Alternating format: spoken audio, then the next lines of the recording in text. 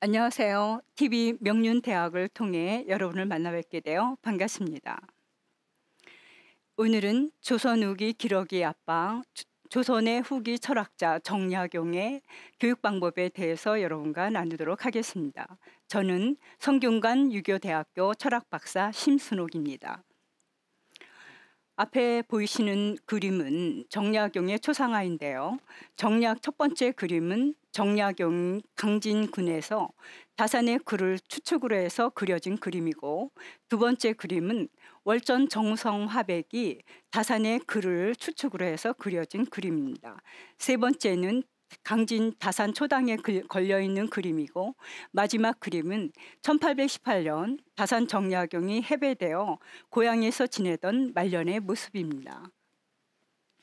우리가 한 사람의 생애를 역사 안에서 규명하기 위해서는 반드시 짚고 넘어갈 것이 5가지 있는데, 첫째로는 그 인물이 살았던 당시의 시대적 상황입니다. 둘째는 그 당시 그 사람이 적응했던 역동적인 활동이나 사상입니다. 세 번째로는 그 사람의 활동, 업적 등입니다. 넷째로는 그 사람이 남긴 저술을 통해서 알 수 있습니다. 다섯째로는 그 사람이 살던 시대의 사, 농, 공, 상의 형태가 어떤 형태로 이루어졌는지 알아볼 필요가 있습니다. 다산의 생애는 크게 4가지로 구분해 볼 수 있습니다. 첫 번째 수학기, 두 번째 사환기, 세 번째 유배기, 네 번째 해배기. 수학기에는 소년 시절과 서학과의 만남을 나눠볼 수 있는데, 소년 시절은 다산 정약용은 특별히 스승이 없었습니다. 그래서 형님을 쫓아서 사찰이나 서울을 드나들면서 공부를 했고, 그러다가 1874년에 그 서학과의 만남 통해서 천주교에 입교를 하게 됩니다. 두 번째 사환기는 조정에서 정조 곁에서 활동을 하던 주된 시기이고, 외직으로 나가서 금정찰방이나 곡산부사로 근무하던 시기가 있습니다. 세 번째 유배기로는 1800년 정조가 죽고 나서 천주교에 대한 박해가 시작됩니다. 이때에 유배를 떠나게 되는데, 첫 번째는 경상도 장기로 유배를 갑니다. 그랬다가 황사형 백서 사건이 일어나면서 다시 불려 들어와 국문을 당하고, 그 뒤로 이제 전남 강진으로 유배를 가는 게 두 번째 유배입니다. 세 번째 해배기는 강진에서 18년 동안의 유배 생활을 합니다. 유배 생활을 하다가 1818년에 다시 해배가 되어서 고향으로 돌아와 만년을 보내게 됩니다. 가문과 계보를 알아보겠습니다. 다산 정약용은 아명은 기농으로 자는 미용 혹은 송보라고 합니다. 호는 사암, 다산, 여유당, 열수. 다산 정약용의 호는 굉장히 다양한데요. 그것은 다산 정약용이 그때그때 글을 쓸 때마다 자기가 어떤 상황에 처했는지에 따라서 그때그때 호를 지었기 때문입니다. 그리고 본가는 아패인데, 원래는 전남 신안군에 속한 아패도를 말하는데, 당시에는 그 아패도가 나주에 속했었기 때문에 나주 정시라고도 합니다. 그러면 정약용의 가문과 계보를 알아보도록 하겠습니다. 아버지 정재원에게는 3명의 부인이 있었습니다. 3명의 부인이 있다기보다 3번의 결혼을 하게 되는데, 모두 다 사별에 의해서입니다. 첫 번째 부인 의령남씨, 해남윤씨, 김씨. 첫 번째 부인인 의령남씨에게는 약현이라는 소생이 있습니다. 두 번째 해남윤씨에게서는 정약전, 약종, 약용, 그리고 마지막 김씨에게는 정약행이 있었습니다. 다산 정약용의 이복 동생이죠. 그래서 정약현이란 인물은 그 아주 유명한, 본인은 이제 끝까지 유교를 지키면서 살았지만 그 사이 황사형이 있었고, 그 부인 모두 천주교에 입교를 하게 됩니다. 약전과 약종, 약용 3형제는 그 중에서 가운데인 정약종이 가장 천주교를 늦게 받아들이는데, 가장 열심히 하다 결국은 순교를 당하게 되죠. 아버지 정재원은 영조 시대 때 사람인데, 영조 임금 앞에서 우연찮게 제의에 대해서 강론을 하게 됩니다. 그것이 영조의 눈에 들게 돼요. 여러 가지 벼슬을 이제 전전하게 되는데 마지막에는 울산 부사를 거쳐서 진주 목사로 부임을 해서 재임하다가 1792년에 임지에서 세상을 떠나게 됩니다. 다산 정약용이 드디어 이제 그 서학과 관련되어진 사건에 연루되면서 유배 생활을 시작하는데 첫 번째 책농 사건이 있습니다. 책농 사건이란 정약종 두 번째 형이죠. 그 위에 형이 1800년 정조가 죽고 나서 1801년에 정순왕후가 대리 청정을 하게 됩니다.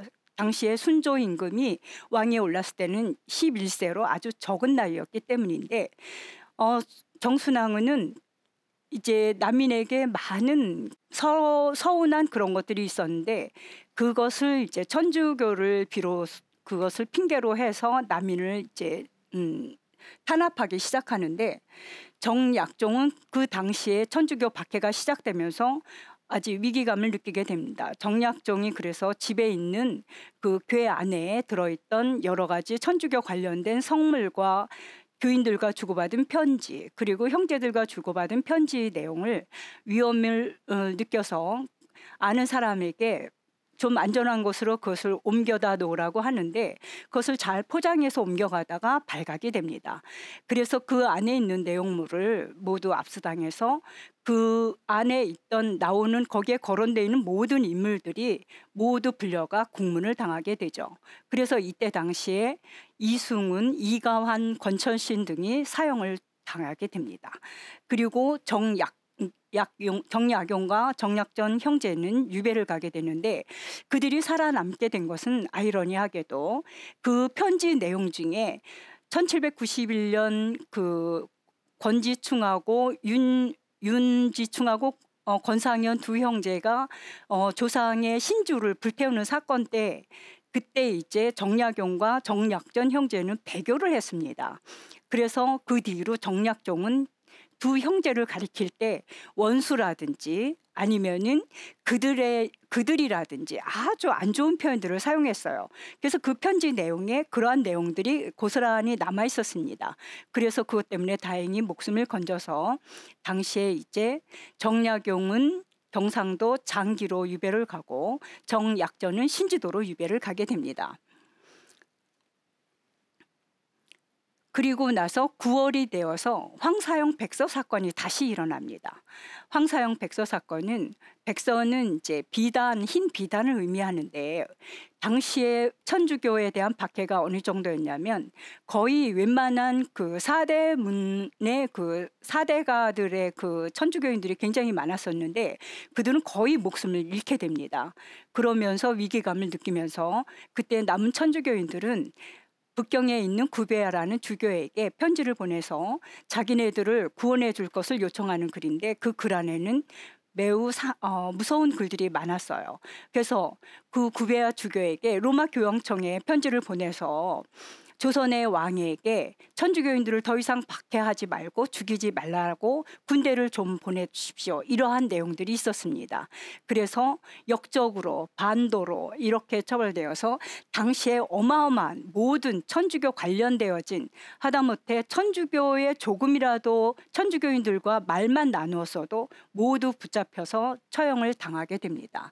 그런데 이때에 정약용과 정약전 형제는 이때도 살아나게 되는데 아까 말씀드린 것 같이 모든 것을 다 둘러보고 찾아보아도 혐의를 인정할 만한 것이 없었어요. 그래서 어쩔 수 없이 유배를 보내게 됩니다. 그래서 정약용은 전남 강진으로 유배를 가게 되고 정약전은 흑산도로 유배를 가게 되는 거죠.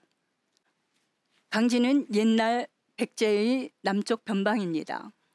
11월 23일 강진에 도착해서 동문박 주막에 거처를 정하게 됩니다. 이때에 다산 정약용이 자신의 처참한 마음을 글로 남긴 것인데 제가 한번 읽어보도록 하겠습니다. 신윤년 겨울 나는 영남에서 체포되어 서울에 올라왔다가 다시 강진으로 귀양가게 되었다. 강진은 옛날 백제의 남쪽 변방으로 지역이 비로하고 풍속이 색다르다. 그 당시 그곳 백성들은 유배온 사람 보기를 마치 큰 해독으로 보아 가는 곳마다 모두 문을 부시고 담장을 무너뜨리고 달아나 버렸다. 고달픈 몸 하나 누일 방도 구할 수가 없는데 한 노파가 나를 불쌍히 여겨 자기 집에서 살도록 해주었다. 이 글은 상례사전에 나오는 글입니다. 다산이 강진에 있으면서 4번의 거처를 옮기게 됩니다. 첫 번째는 주막집에서 있었고, 두 번째는 1805년 암 회장의 배려로 하경과 함께 보은산방에서 지내게 됩니다. 1806년에는 1806년 가을에는 제자 이항래의 집에서 1년 반 정도를 지내게 됩니다. 1808년부터 1818년 해배될 때까지 다산 초당에서 지내게 됩니다. 다산이 머물던 그 주막에는 사이제라는, 지금 보이지는 않지만 이제 조그맣게 보이는데, 사이제란 당호를 걸고 있는데, 이 사이제라는 뜻은 4가지를 마땅히 가지런히 해야 된다라는 뜻입니다. 용모와 성품과 그리고 행동과 말입니다. 그래서 이 삼사제라고도 하는데, 몸을 움직이는 것, 몸가짐이 바로야 경건한 마음을 갖게 된다. 동용모라고 합니다. 출사기는 바른 말을 사용할 것, 상소리나 생각 없는 말을 하지 말아야 한다. 정원세, 얼굴빛을 바로 하는 것, 단정하고 엄숙한 얼굴빛을 가져야 한다. 그런데 여기에서 정약용은 이것은 이제 아들들에게 보낸 글인데요. 여 밑에 보면은 재밌는 글이 있습니다. 나도 어려서부터 습관이 되지 않아 늙어서도 예절이 몸에 익지 않았다. 후회하며 고치려 해도 어려웠다. 너희가 옷깃을여미고 무릎 꿇고 앉아 단정한 모습을 볼 수 없으니 내 습관이 한번 굴러서 너희 것이 되었구나. 이 말은 정약용은 7살에 친모가 돌아가십니다. 그래서 그 뒤로는 형수와 작은 어머니에게서 이제 자라게 되는데, 그러다 보니까 아무래도 동네에선 개구장이로 자기 멋대로 좀 크던 그런 것이 있었겠죠. 그래서 예절에 대한 것을 잘 배울 수 있는 기회를 놓쳤습니다. 그래서 자조적인 말로 너희가 지금 그러는 것은 너희들을 가리킬 때 내가 제대로 집에 있지를 못했기 때문에 내 행동이 한 바퀴 굴러서 너희에게까지 이르렀구나, 이런 자조적인 말을 남긴 것입니다. 그래서 이 동용모 정한색 출사기는 논어 태백장에 나오는 글인데, 증자가 말한 말입니다. 증자왈 근자 소기어도 도자 3이라 동용모에는 사원 폭만이하고 정한색은 사근신이며 출사기에는 사원 비배이라. 군자가 귀하게 여겨야 할 3가지가 있는데, 첫 번째는 몸을 움직일 때는 난폭함과 교만함을 멀리하고 얼굴빛은 바르게 하여 가까이에 있는 사람들에게 신뢰를 주어야 하며, 말을 할 때는 비천하거나 도리에 어긋나지 않도록 해야 된다라는 뜻을 가진 이 글에서 이제 사이제라는 이름을 짓게 된 것입니다. 다음에는 다산정약 2번째 이제 거처하게 된 보은산방인데, 보은산방은 다산 정약용이 머물던 다산 초당에서 멀지 않은 곳에 백년사라는 절이 있습니다. 백년사 절의 그 주지로 있던 해장선사를 만나게 되는데, 둘은 학문을 서로 나누다가, 특히 주역을 가지고 논하다가 해장선사가 다산에게 무릎을 꿇습니다. 그래서 이제 제자가 되어서 다산의 밑에 들어가서 사서삼경을 배우고 대학을 배웁니다. 그런데 이 해장선사는 차를 매우 잘 만들었어요. 그래서 정약용은 그 시에 제가 여기에는 소개를 안 했지만 걸명시라고 하는 여보게 나 차 좀 보내주지 않겠는가, 아주 매우 애걸아 해가면서 차를 구걸해서 먹는 그러한 장면들도 나옵니다. 그런데 회장은 정약용을 만나면서부터 자기가 이제껏 알았던 불학에 대한 자부심과 어떤 그런 사상적인 거에 대해서 굉장히 낙담을 하게 됩니다. 그래서 술로 이제 지내다가 나중에 술병으로 죽게 되는 그런, 그래서 삶을 40세 정도에서 삶을 마감을 합니다. 그 뒤에 이제 제자 이항래의 집으로 옮겨가서 2년 정도를 이제 기거하다가 다산 초당으로 옮기게 됩니다. 다산초당에 대해서 잠깐 설명을 하겠습니다. 이제 다산초당은 많은 이제 유명한 장소가 되었는데, 다산초당은 원래는 해남 윤씨, 다산의 외가 쪽이죠. 해남 윤씨의 그 별당 같은 곳이었습니다. 그래서 거기에는 항상 해남 윤씨가 이제 그것을 관리하고 있었습니다.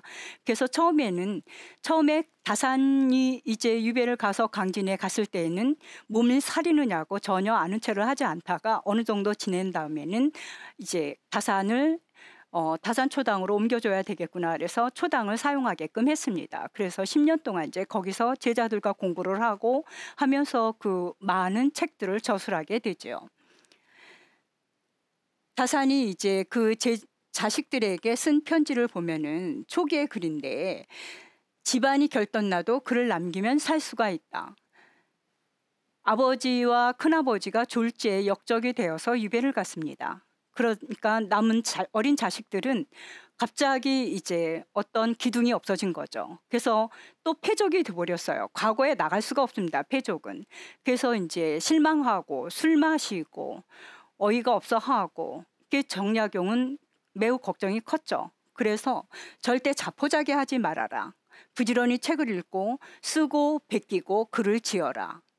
너희가 패족이 되었는데 글을 배우지 않으면 예의조차 없어서, 패족이 된 상태에서 예의까지 없으면 너희가 무엇을 할 수 있을 것이냐.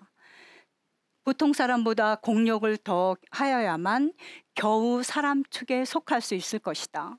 그러면서 청족은 문자를 하지 않아도, 공부를 하지 않아도 혼인을 하거나 군역을 면할 수 있다.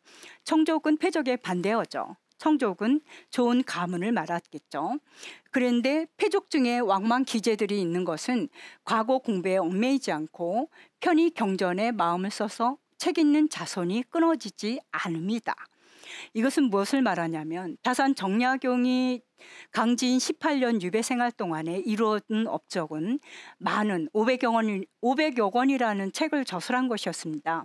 다산 정약용은 정조 옆에 측근해서 그 벼슬살이를 할 동안은 너무 바빠서 책을 읽거나 제대로 쓸 시간조차 없었습니다.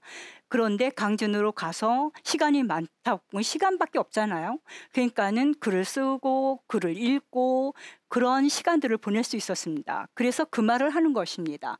패족 중에 왕왕 뛰어난 사람들이 있는데 그들이 그렇게 된 것은 양반처럼 청족처럼 과거에 얽매일 필요가 없이 자기 공부를 할 수 있었기 때문이다. 그러니까 너희도 패족이 된 것을 슬퍼할 것이 아니라 글을 읽고 글을 써라, 이런 것을 이제 격려하는 의미에서 한 말입니다.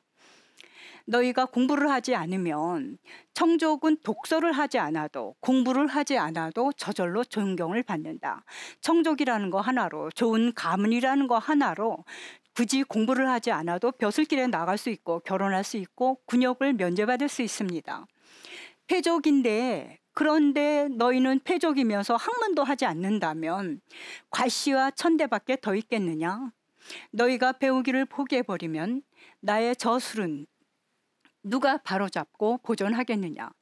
아비는 이곳에서 비록 패족은 되었지만 글을 쓰고 책을 만들고 있는데, 너희가 그렇게 공부를 하지 않고 아무것도 하지 않는다면 내가 남긴 그 글을 너희가 나중에 보존하고 그 잘못된 것을 수정을 해야 될 텐데 너희가 어떻게 그것을 할 수 있겠느냐, 안타까워하는 말입니다.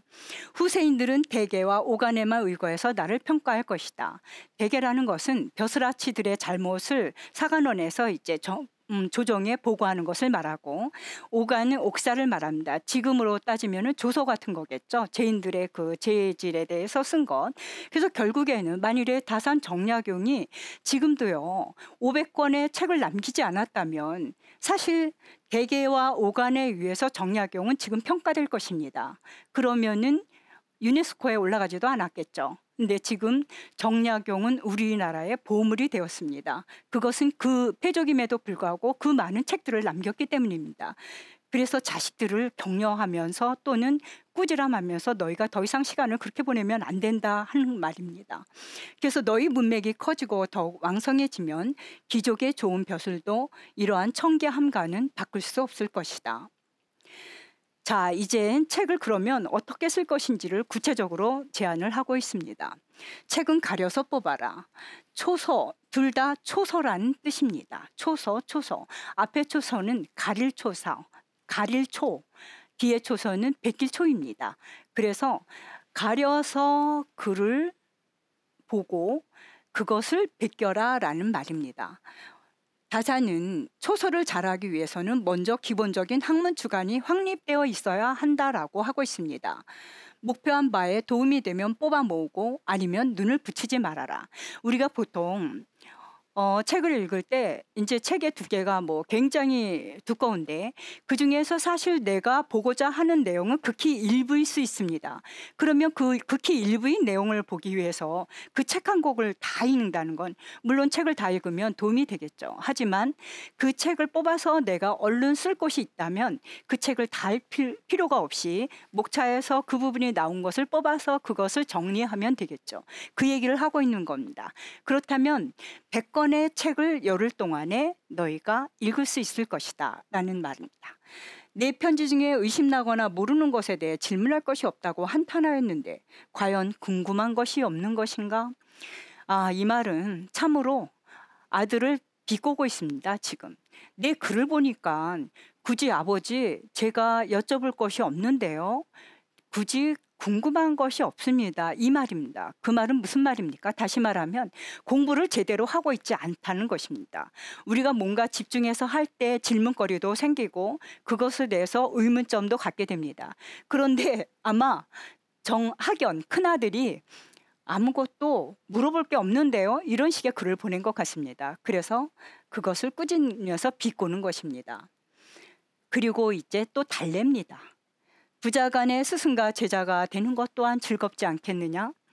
내가 글을 읽다가 막히는 것이 있거나 어려운 것이 있어서 아비에게 편지로 묻는다면 나는 거기에 대해서 또 너희에게 대답을 해주고 그러면 너희와 나는 부자지간을 넘어서서 사제지간이 또 되는 것이다. 이 또한 의미 있지 않겠느냐? 이러면서 이제 자녀들을 살살 구슬립니다. 부모 간에 아비와 자식 간의 사제지간 쉽지 않죠. 근데 다사는 그것을 요구하고 있습니다. 묘계 질서. 묘계라는 말은 번뜩이는 깨달음입니다. 우리가 어떤 것을 궁금해할 때 마냥 궁금해하고 있다가 생각지 않은 곳에서 그게 갑자기 생각날 때가 있습니다. 그럴 때에는 질서라는 것은 빠르게 그것을 적으라는 뜻입니다. 그래서 생각이 달아나기 전에 빨리 적는다. 송나라 장제의 장행거를 말합니다. 당시에 이제 송나라의 뛰어난 철학자입니다. 장제가 서명이나 정몽이라는 책을 지었는데 그 책을 지을 때 집안 곳곳에 등불과 벼루와 붓을 두었다고 해요. 그래서 잠을 자다가 언뜻 꿈속에서나 갑자기 그 말에 대한 궁금증이 생각이 나면 등불을 켜고 바로 적어 내려갈 수 있게끔, 그리고 또 잠깐 어디 집안을 거닐다가 생각이 나면 바로 벼루를 끌어다가 종이에다가 바로 글을 옮길 수 있게끔 항상 붓과 벼루를 놓아놨다고 해요. 저는 그 방법 대신에 밤에 자다가 논문을 쓰기 위해서 고민을 하다가 잠이 들었는데 잠을 이루기 위해서 이 생각 저 생각 하다가 갑자기 생각이 납니다. 그럴 때는 얼른 휴대폰을 켜가지고 지금 같은 경우는 이제 메모장에 막 메모를 하죠. 이 시절에는 그게 없으니까 이제 저런 방법을 쓸 수밖에 없었겠죠. 그래서 성호 이익이 그러하였고, 그리고 그러한 의문을 품어야만 너희에게 발전이 있다. 성호 이익은 다산의 정신적인 스승입니다. 다산 정약용이 어릴 때 아까 제가 초반부에 다산은 스승이 없었다고 그랬죠. 정약용은 성호 이익의 글을 보면서 공부를 했습니다. 그래서 성호 이익은 항상 글을 쓰면서 궁금한 게 있으면은 바로바로 글에 옮겨서 그것을 질서라는 이름을 넣어서 논어 질서, 중용 질서, 대학 질서 이런 식으로 사서삼경 질서를 붙이고 심경 질서 이런 식으로 질서를 붙여서 성호의 책을 보면 항상 뒤에 질서라는 글이 들어갑니다. 자, 그럼 정약용은 그러면 너희가 그렇게 공부해야 될 목적이 무엇이냐? 그러면서 공부할 목적이 드디어 나옵니다. 지금 현대인들도 이 글에 대해서는 한 번쯤 고민해 볼 글이 아닌가 싶습니다. 정약용은 전혀 우리가 예상하지 못했던 효제를 거론하고 있습니다. 정약용의 사상 깊은 것에는 그 수없이 많은 500권의 책을 짓고 다산 정약용의 철학과는 굉장히 뛰어납니다. 하늘을 귀히 여기고 여러 가지 그런 것들이 많이 있는데 그 가장 기본이 되고 있는 바탕에는 효제입니다. 특히 효사상인데 어버이에게 효하고 형제 간에 우애를 하고 그래서 가로와 횡과 종이 하나가 될 때 그 사람이 공부의 목적이 성공할 수 있고 그 사람이 성인으로 갈 수 있고 모든 기본은 효제에 있다고 보는 것이 정약용의 특징입니다. 공부를 하는 목적은 효제의 마음을 기르는 데 있다. 효제가 형식으로 드러난 것이 예학이다. 예학은 법이 생기기 이전의 용어입니다. 예학은 사실 고대에는 예학이라 하면 지금의 법이라고 이해하시면 될 것 같습니다. 그래서 이를 규율로 제약한 것이 이를 어기지 않게끔 제약한 것이 정형입니다. 지금도 그래서 우리가 어떠한 길을 함부로 건너거나 뭐 규칙을 지키지 않으면은 거기에 따른 형벌이 따르게 되죠. 그리고 병농은 효제를 곁에서 보좌 한다. 여기에 병은 전쟁을 의미합니다. 그리고 농은 농사를 의미하죠. 옛날에는 농사를 짓다가 전쟁이 일어나면 육군인이 물론 따로 별도로 있긴 있지만 그들은 전문적인 군인이고 전쟁이 일어나면 농사 짓던 농부들이 농기구를 놓고 가서 칼자루를 쥐고 전쟁에 임합니다. 그렇기 때문에 아들이 전쟁에 나가서 죽거나 또는 뭐 반신불수가 돼서 돌아오거나 그리고 또 농사철을 넘겨서 전쟁이 끝난다면 집에 있던 노모와 어린 자녀들은 굶어 죽게 되죠. 그래서 병농을 굉장히 중요시 여겼습니다. 그래서 병농은 다만 중요하지만 효제를 곁에서 보필할 뿐이다. 이렇게 보는 것이 다산의 생각입니다. 자, 오늘은 여기까지만 하겠습니다. 그리고 다음 시간에 계속 이어서 하겠습니다.